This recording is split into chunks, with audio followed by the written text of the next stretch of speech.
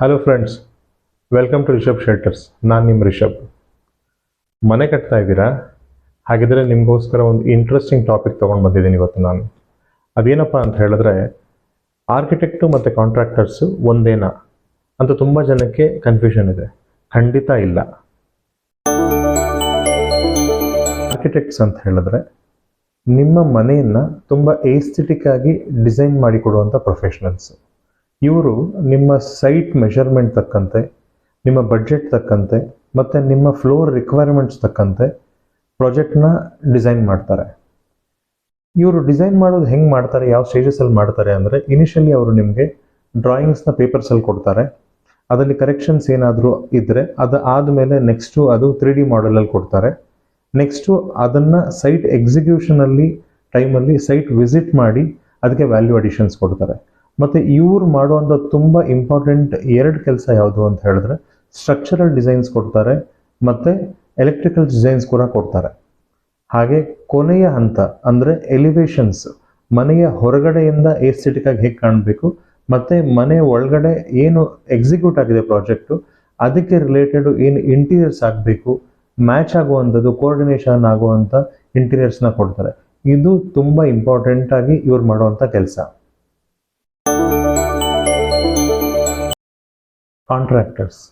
Contractors ಯಾರು ಅಂತ ಹೇಳಿದ್ರೆ, ಆರ್ಕಿಟೆಕ್ಟ್ ಕೊಡೋ ಡಿಸೈನ್ನ ಎಕ್ಸಿಕ್ಯೂಟ್ ಮಾಡೋ ಪ್ರೊಫೆಷನಲ್ಸ್ನ ಕಾಂಟ್ರಾಕ್ಟರ್ಸ್ ಅಂತ ಕರೀತಾರೆ.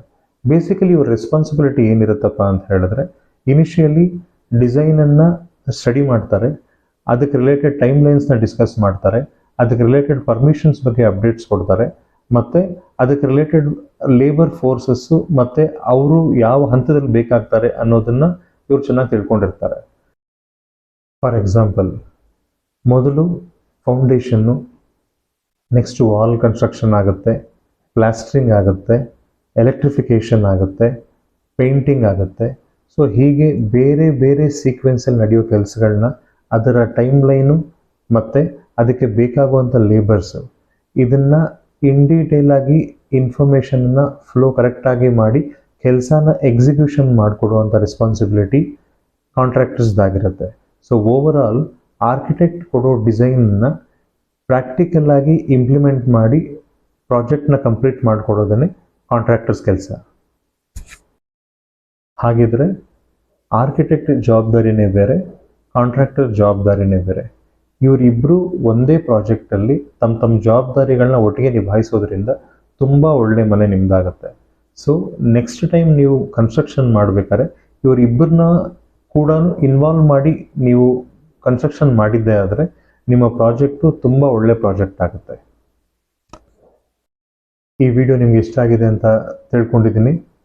ಕನ್ಸ್ಟ್ರಕ್ಷನ್ ರಿಲೇಟೆಡು ಇನ್ನೂ ಏನಾದ್ರು ಮಾಹಿತಿ ನಿಮಗೆ ಬೇಕು ಅಂತ ಅನಿಸಿದ್ರೆ ಅದನ್ನು ಕಾಮೆಂಟ್ ಬಾಕ್ಸಲ್ಲಿ ಕಮೆಂಟ್ ಮಾಡಿ, ಅದಕ್ಕೆ ರಿಲೇಟೆಡ್ ವೀಡಿಯೋಸ್ನ ನಾನು ಅಪ್ಲೋಡ್ ಮಾಡ್ತೀನಿ. Thank you.